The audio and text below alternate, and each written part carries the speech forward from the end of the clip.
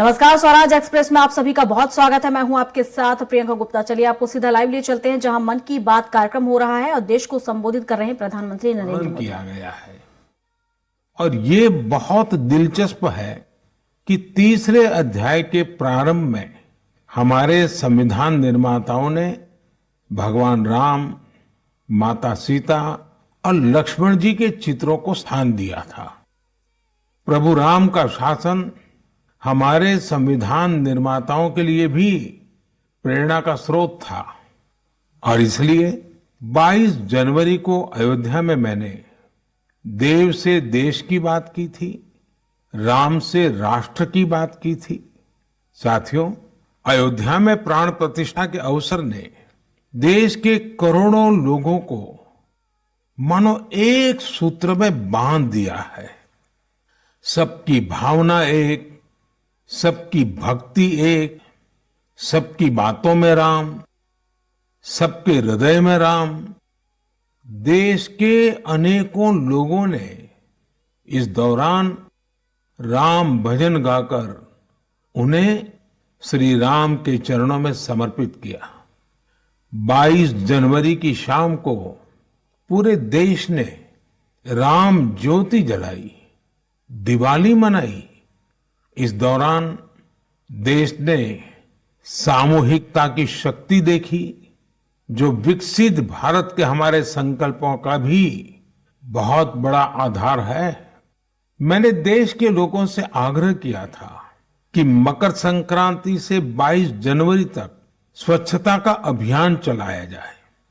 मुझे अच्छा लगा कि लाखों लोगों ने श्रद्धाभाव से जुड़कर अपने क्षेत्र के धार्मिक स्थलों की साफ सफाई की। मुझे कितने ही लोगों ने इससे जुड़ी तस्वीरें भेजी हैं, वीडियो भेजे हैं। ये भावना रुकनी नहीं चाहिए, ये अभियान रुकना नहीं चाहिए। सामूहिकता की यही शक्ति हमारे देश को सफलता की नई ऊंचाई पर पहुंचाएगी। मेरे प्यारे देशवासियों, इस बार 26 जनवरी की परेड बहुत ही अद्भुत रही, लेकिन सबसे ज्यादा चर्चा परेड में विमेन पावर को देखकर हुई। जब कर्तव्य पथ पर केंद्रीय सुरक्षा बलों और दिल्ली पुलिस की महिला टुकड़ियों ने कदमताल शुरू किया तो सभी गर्व से भर उठे। महिला बैंड का मार्च देखकर, उनका जबरदस्त तालमेल देखकर देश विदेश में लोग झूम उठे। इस बार परेड में मार्च करने वाले 20 दस्तों में से 11 दस्ते महिलाओं के ही थे। हमने देखा कि जो झांकी निकली उसमें भी सभी महिला कलाकार ही थी। जो सांस्कृतिक कार्यक्रम हुए उसमें भी करीब 1,500 बेटियों ने हिस्सा लिया था। कई महिला कलाकार शंख, नादस्वरम और नागदा जैसे भारतीय संगीत वाद्य यंत्र बजा रही थी। डीआरडीओ ने जो झांकी निकाली उसने भी सभी का ध्यान खींचा। उसमें दिखाया गया कि कैसे नारी शक्ति जल, थल, नभ, साइबर और स्पेस हर क्षेत्र में देश की सुरक्षा कर रही है। 21वीं सदी का भारत ऐसे ही विमेन लेड डेवलपमेंट के मंत्र के साथ आगे बढ़ रहा है। साथियों, आपने कुछ दिन पहले ही अर्जुन अवार्ड समारोह को भी देखा होगा। इसमें राष्ट्रपति भवन में देश के कई होनहार खिलाड़ियों और एथलीटों को सम्मानित किया गया है। यहां भी जिस एक बात ने लोगों का खूब ध्यान खींचा वो थी अर्जुन पुरस्कार पाने वाली बेटियां और उनकी लाइफ जर्नीज। इस बार 13 विमेन एथलीट्स को अर्जुन अवार्ड से सम्मानित किया गया है। इन विमेन एथलीट्स ने अनेकों बड़े टूर्नामेंटों में हिस्सा लिया और भारत का परचम लहराया। शारीरिक चुनौतियां, आर्थिक चुनौतियां इन साहसी और टैलेंटेड खिलाड़ियों के आगे टिक नहीं पाई। बदलते हुए भारत में हर क्षेत्र में हमारी बेटियां, देश की महिलाएं कमाल करके दिखा रही है। एक और क्षेत्र है जहां महिलाओं ने अपना परचम लहराया है, वो है सेल्फ हेल्प ग्रुप। आज विमेन सेल्फ हेल्प ग्रुप्स की देश में संख्या भी बढ़ी है और उनके काम करने के दायरे का भी बहुत विस्तार हुआ है। वो दिन दूर नहीं जब आपको गांव-गांव में, खेतों में नमो ड्रोन दीदियां ड्रोन के माध्यम से खेती में मदद करती हुई दिखाई देगी। मुझे यूपी के बहराइच में स्थानीय चीजों के उपयोग से बायो फर्टिलाइजर और बायो पेस्टिसाइड तैयार करने वाली महिलाओं के बारे में पता चला। सेल्फ हेल्प ग्रुप से जुड़ी निबिया बेगमपुर गांव की महिलाएं गाय के गोबर, नीम की पत्तियां और कई तरह के औषधीय पौधों को मिलाकर बायो फर्टिलाइजर तैयार करती हैं। इसी तरह ये महिलाएं अदरक, लहसुन, प्याज और मिर्च का पेस्ट बनाकर ऑर्गेनिक पेस्टिसाइड भी तैयार करती हैं। इन महिलाओं ने मिलकर उन्नति जैविक इकाई नाम का एक संगठन बनाया है।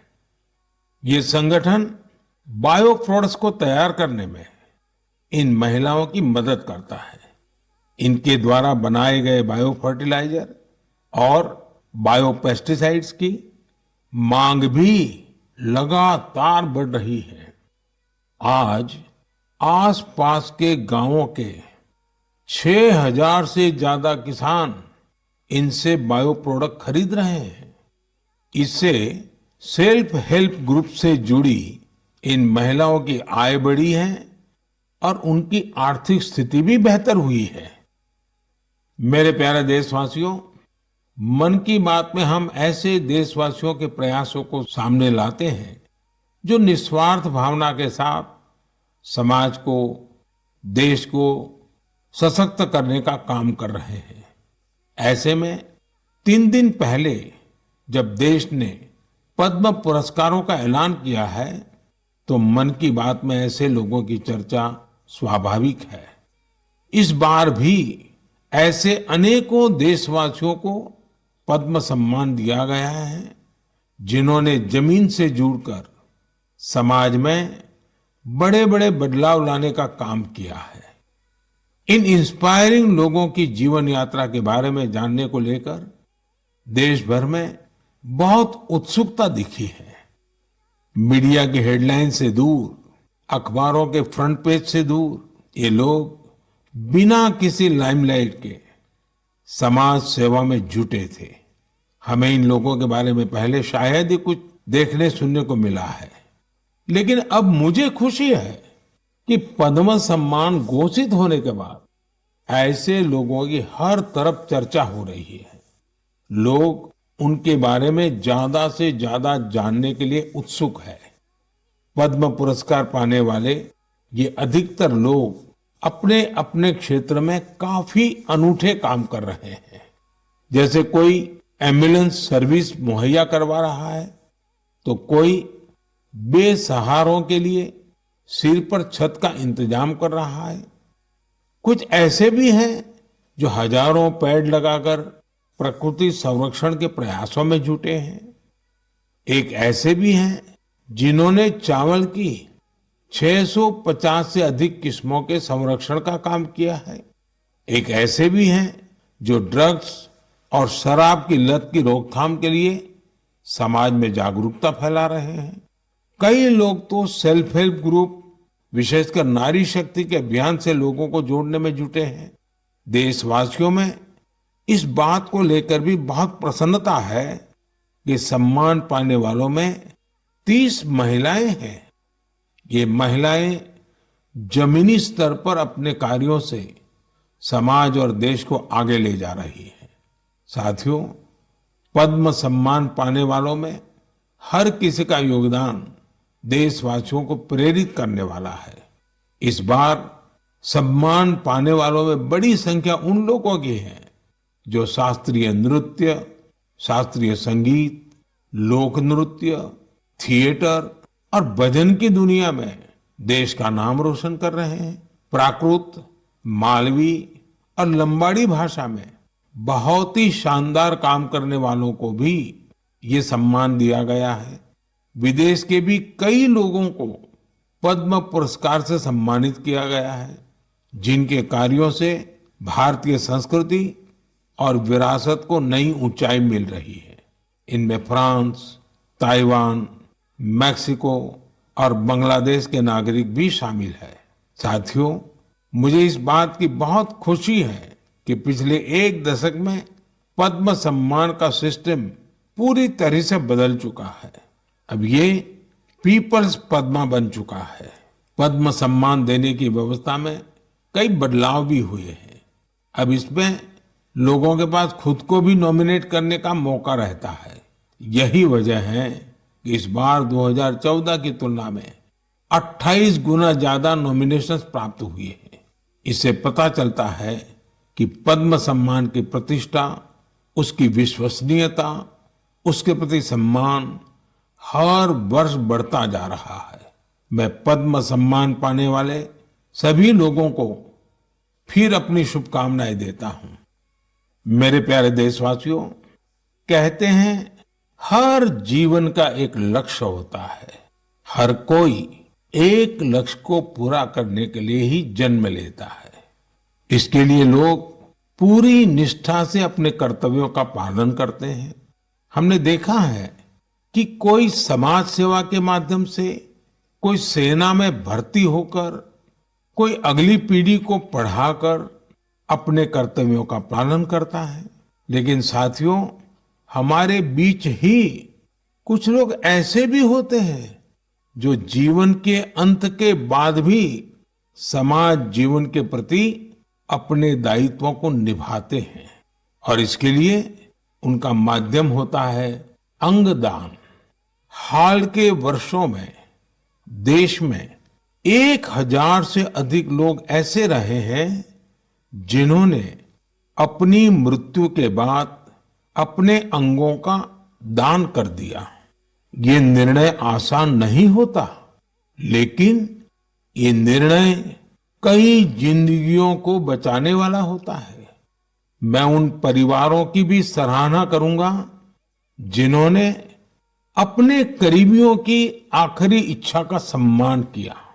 आज देश में बहुत से संगठन भी इस दिशा में बहुत प्रेरक प्रयास कर रहे हैं। कुछ संगठन लोगों को अंगदान के लिए जागरूक कर रहे हैं। कुछ संस्थाएं अंगदान करने के इच्छुक लोगों का रजिस्ट्रेशन कराने में मदद कर रही हैं। ऐसे प्रयासों से देश में ऑर्गन डोनेशन के प्रति सकारात्मक माहौल बन रहा है और लोगों की जिंदगियां भी बच रही है।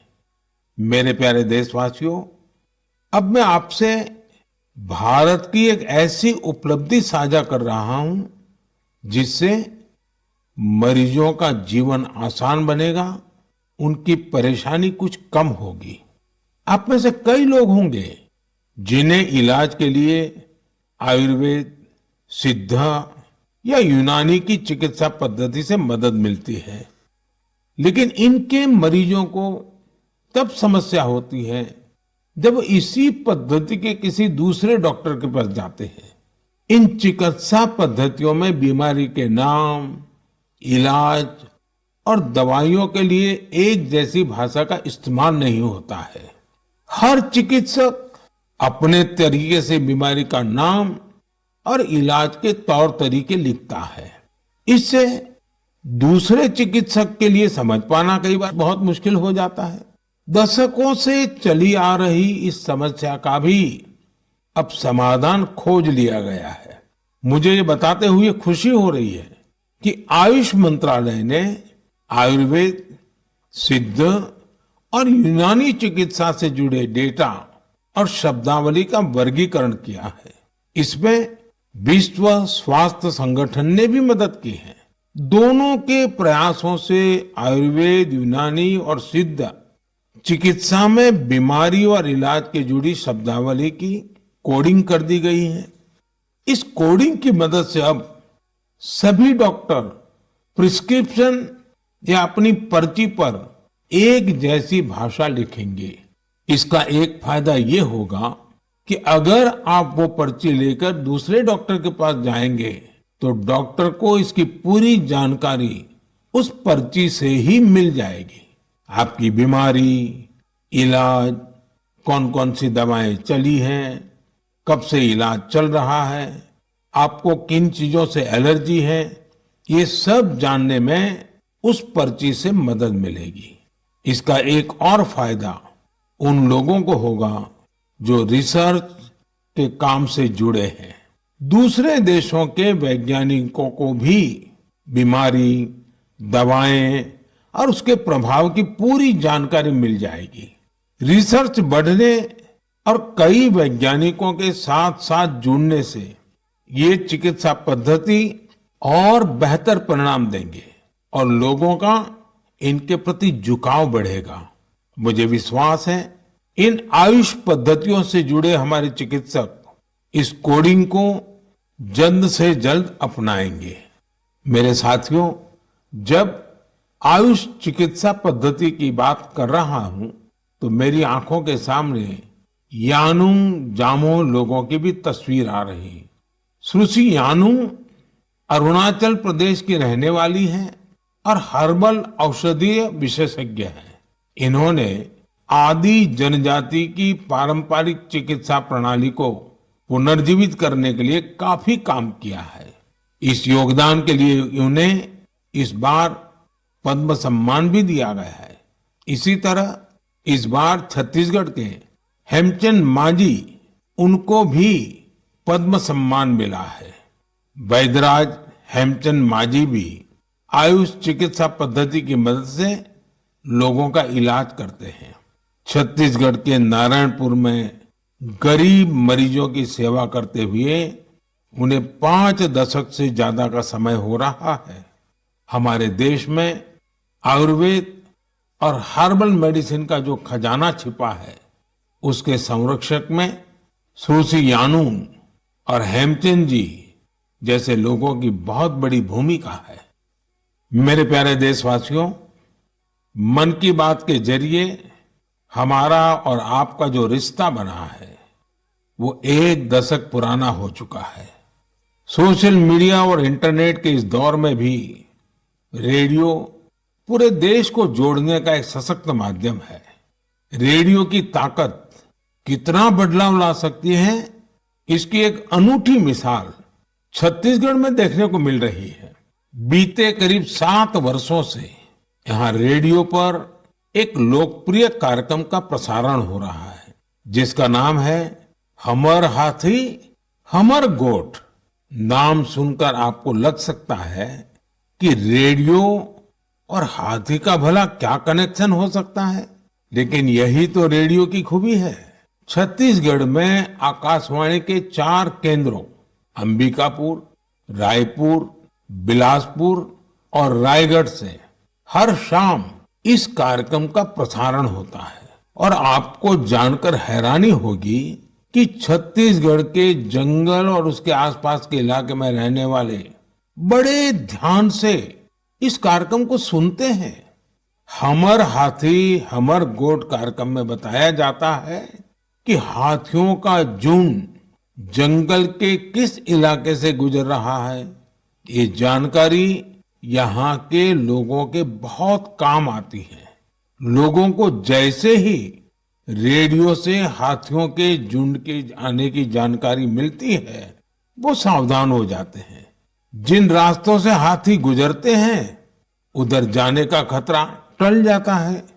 इससे जहां एक और हाथियों के झुंड से नुकसान की संभावना कम हो रही है, वहीं हाथियों के बारे में डेटा जुटाने में मदद मिलती है। इस डेटा के उपयोग से भविष्य में हाथियों के संरक्षण में भी मदद मिलेगी। यहाँ हाथियों से जुड़ी जानकारी सोशल मीडिया के जरिए भी लोगों तक पहुंचाई जा रही है। इससे जंगल के आसपास रहने वाले लोगों को हाथियों के साथ तालमेल बिठाना आसान हो गया है। छत्तीसगढ़ की इस अनूठी पहल और इसके अनुभवों का लाभ देश के दूसरे वन क्षेत्रों में रहने वाले लोग भी उठा सकते हैं।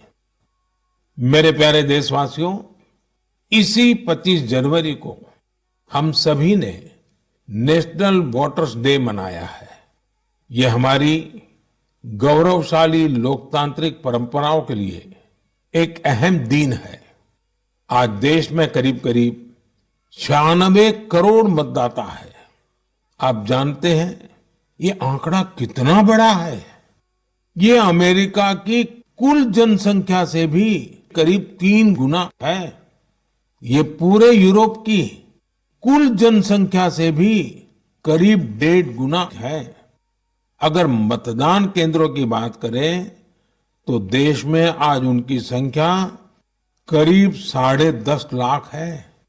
भारत का हर नागरिक अपने लोकतांत्रिक अधिकार का इस्तेमाल कर पाए, इसके लिए हमारा चुनाव आयोग ऐसे स्थानों पर भी पोलिंग बूथ बनवाता है जहां सिर्फ एक वोटर हो।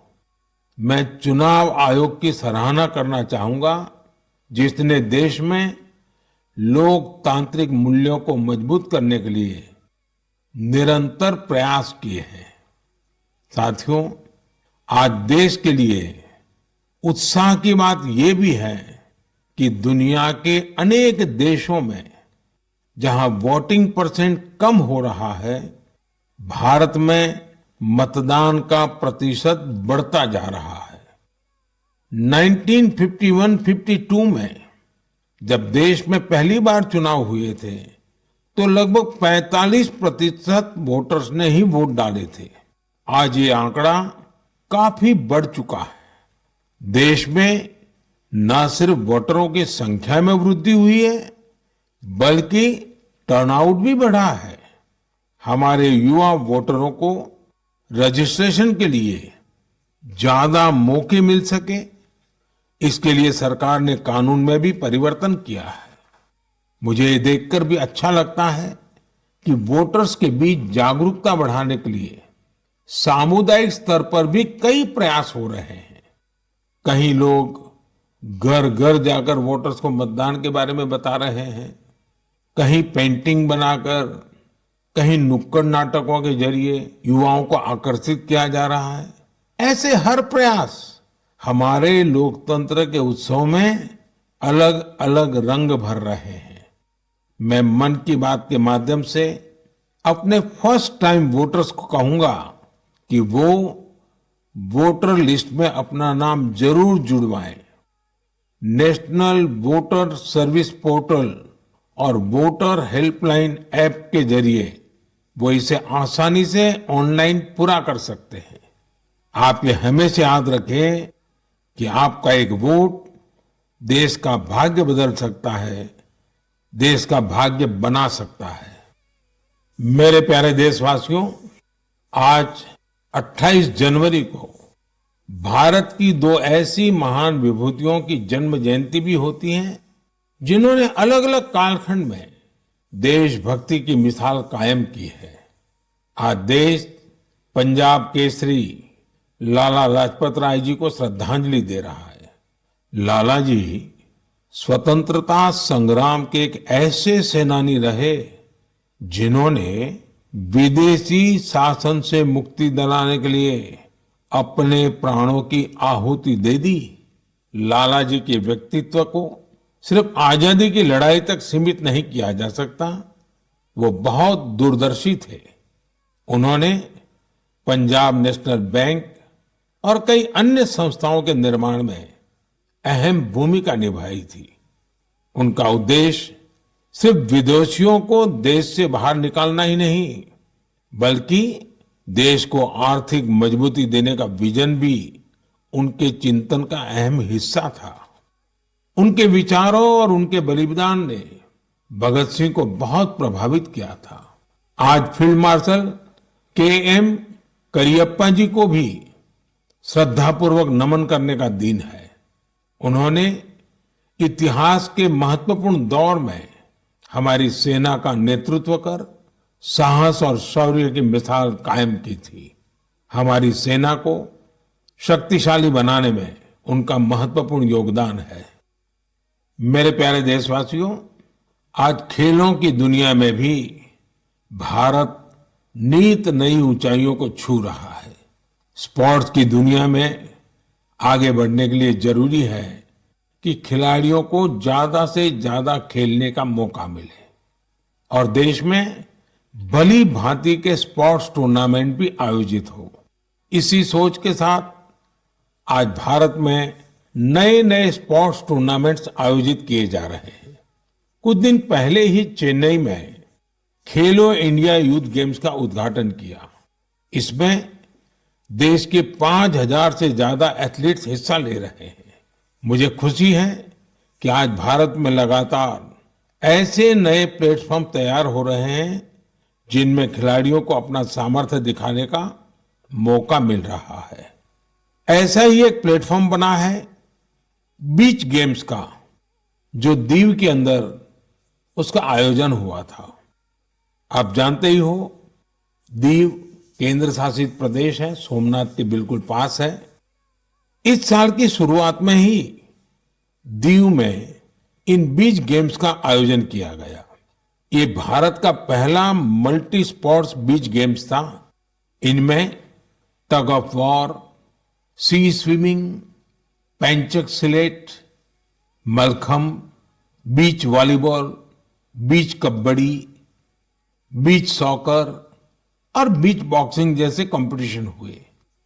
इनमें हर प्रतियोगी को अपनी प्रतिभा दिखाने का भरपूर मौका मिला और आपको जानकर हैरानी होगी कि इस टूर्नामेंट में ऐसे राज्यों से भी बहुत से खिलाड़ी आए जिनका दूर दूर तक समंदर से कोई नाता नहीं है। इस टूर्नामेंट में सबसे ज्यादा मेडल भी मध्य प्रदेश ने जीते, जहां कोई सी बीच नहीं है। खेलों के प्रति यही टेम्परामेंट किसी भी देश को स्पोर्ट्स की दुनिया का सरताज बनाता है। मेरे प्यारे देशवासियों, मन की बात में इस बार मेरे साथ इतना ही। फरवरी में आपसे फिर एक बार बात होगी। देश के लोगों के सामूहिक प्रयासों से, व्यक्तिगत प्रयासों से कैसे देश आगे बढ़ रहा है, इसी पर हमारा फोकस होगा। साथियों, कल 29 तारीख को सुबह 11 बजे हम परीक्षा पे चर्चा भी करेंगे। परीक्षा पे चर्चा का ये 7वां संस्करण होगा। ये एक ऐसा कार्यक्रम है जिसका मैं हमेशा इंतजार करता हूं। इससे मुझे स्टूडेंट्स के साथ बातचीत करने का मौका मिलता है और मैं उनके परीक्षा संबंधी तनाव को कम करने का भी प्रयास करता हूं। पिछले 7 वर्षों में परीक्षा पे चर्चा शिक्षा और परीक्षा से संबंधित कई मुद्दों पर बातचीत करने का एक बहुत अच्छा माध्यम बनकर उभरा है। मुझे खुशी है कि इस बार 2.25 करोड़ से अधिक विद्यार्थियों ने इसके लिए रजिस्ट्रेशन कराया है और अपने इनपुट भी दिए हैं।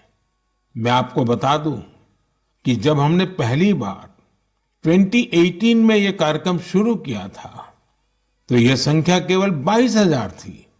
स्टूडेंट्स को प्रेरित करने के लिए और परीक्षा के तनाव के बारे में जागरूकता फैलाने के लिए बहुत से अभिनव प्रयास भी किए गए हैं।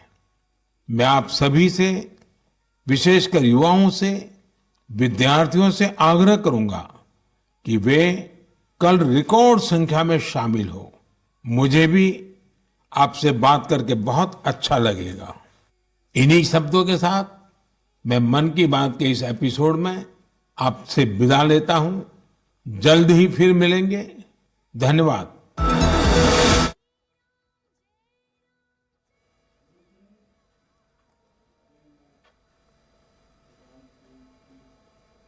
और इसी के साथ बुलेटिन में अभी के लिए बस इतना ही। अधिक जानकारी के लिए आप बने रहिए हमारे साथ और देखते रहिए स्वराज एक्सप्रेस। नमस्कार।